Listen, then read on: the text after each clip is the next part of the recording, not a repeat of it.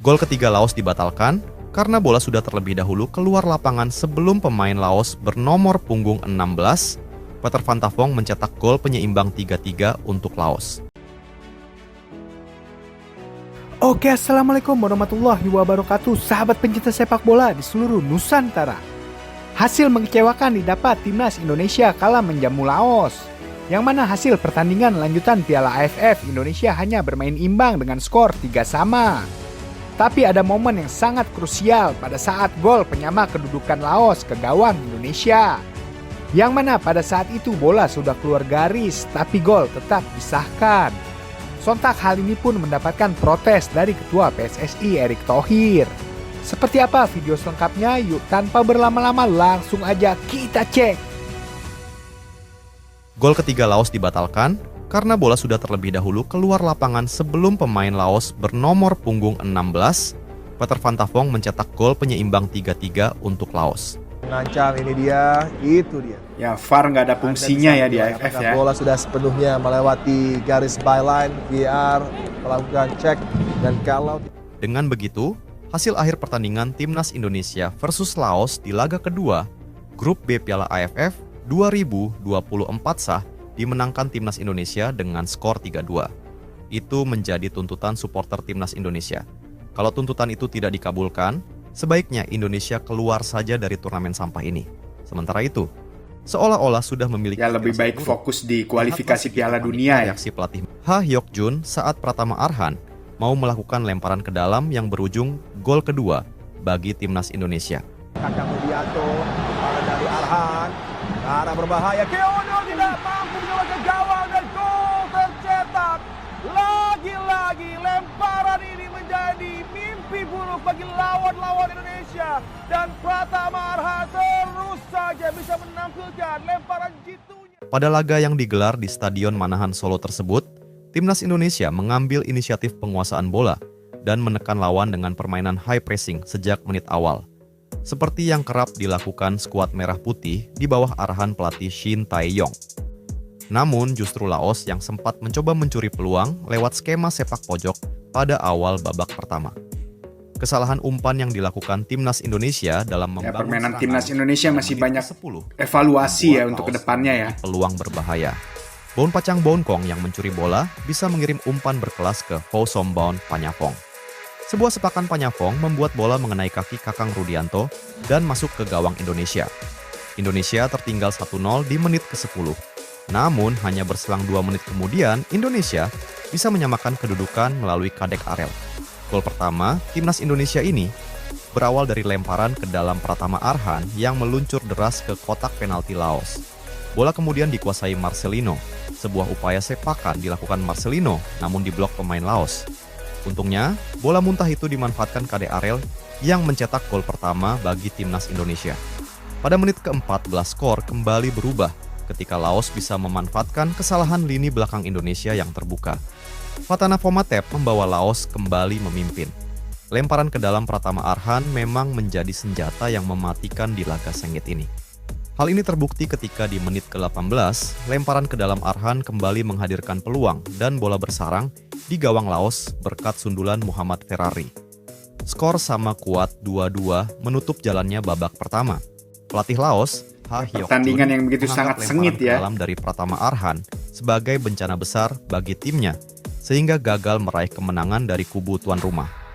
Coach Ha mengakui lemparan ke dalam Arhan merupakan salah satu senjata ampuh yang terus-terusan mengancam gawang Laos.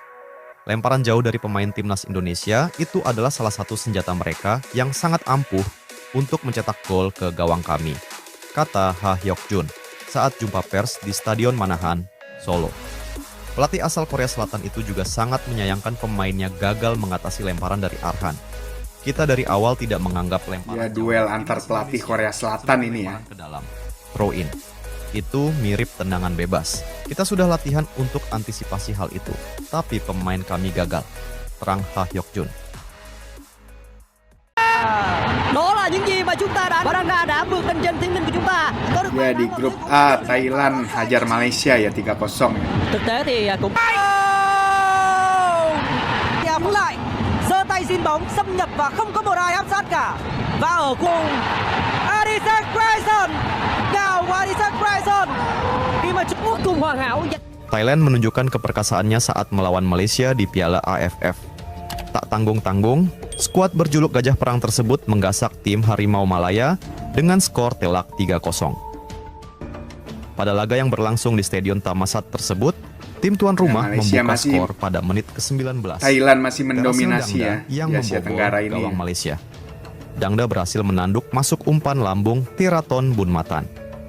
Thailand memimpin 1-0. Thailand mencoba menambah gol lagi sebelum turun minum, tapi belum ada gol tambahan tercipta. Skor 1-0 untuk Gajah Perang menjadi hasil akhir babak pertama. Pada awal babak kedua, Malaysia mencoba untuk membangun serangan. Begitu pula Thailand, tetapi belum ada peluang berbahaya yang bisa kedua tim ciptakan. Tekanan-tekanan kemudian lebih banyak dilancarkan oleh pasukan Gajah Perang yang semakin bersemangat untuk menambah keunggulan. Tetapi belum ada tembakan yang tepat mengarah ke gawang Malaysia. Thailand baru bisa kembali membobol gawang Malaysia 10 menit babak kedua berjalan. Kali ini, Borin Fala yang menorehkan nama di papan skor.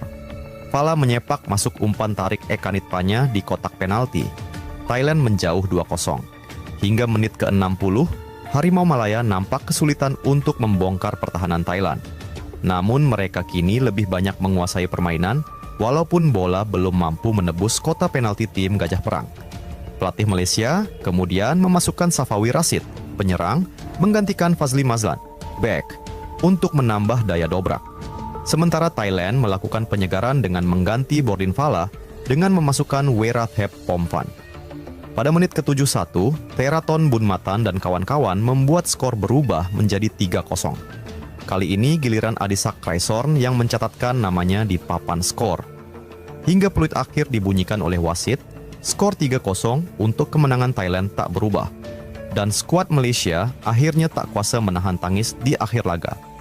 Itu adalah hasil laga antara Timnas Malaysia versus Thailand di Piala AFF 2022 lalu. Terbaru, kedua tim dijadwalkan bentrok lagi di Piala AFF 2024 atau yang saat ini sudah berganti nama menjadi ASEAN Cup 2024. Kedua tim akan bertanding pada hari Sabtu 14 Desember 2024. Timnas Malaysia dan Timnas Thailand adalah dua di antara tim unggulan di grup E pada ajang Piala AFF 2024 kali ini. Pada grup A sendiri, terdapat 5 tim yang tergabung. Selain Timnas Malaysia dan Timnas Thailand, ada pula Kamboja dan Timor Leste, serta Timnas Singapura sebagai tim kelima. Pada laga perdana grup A, Timor Leste menjamu Timnas Thailand, dan Kamboja menjamu tim nasional sepak bola Malaysia. Hasilnya, Thailand dan Malaysia yang sama-sama unggulan itu menui nasib berbeda. Skuad Gajah Perang menjalani laga perdananya di grup A Piala AFF 2024 ini dengan pesta gol. Tak tanggung-tanggung, 10 gol berhasil dilesakkan Seksan Ratrisa IHS ke gawang Timnas Timor Leste. Sementara di tempat berbeda, Timnas Malaysia malah kewalahan menghadapi Kamboja. Skuad Harimau Malaya asuhan coach Pau Marti Vicente bahkan nyaris kalah. Beruntung saja Fergus Tierney bisa menyumbangkan 1 gol, sehingga memaksa hasil akhir Kamboja. Ya, Malaysia didominasi pemain senior ya. Imbang sama kuat di angka 2 sama. Hasil yang kemudian membuat Timnas Malaysia cuma membawa pulang 1 poin saja dari lawatan ke markas Timnas Kamboja itu. Wow, semoga ini menjadi bahan evaluasi bagi Coach Shin Tae-yong dan juga para pemain untuk bisa lebih baik lagi ke depannya pada saat laga melawan Vietnam.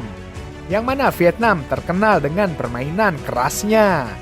Oke, sekian dulu pembahasan kita kali ini. Jangan lupa dukung selalu tim nasional Indonesia di Piala AFF tahun 2024 ini. Sampai jumpa di video berikutnya. Salam olahraga.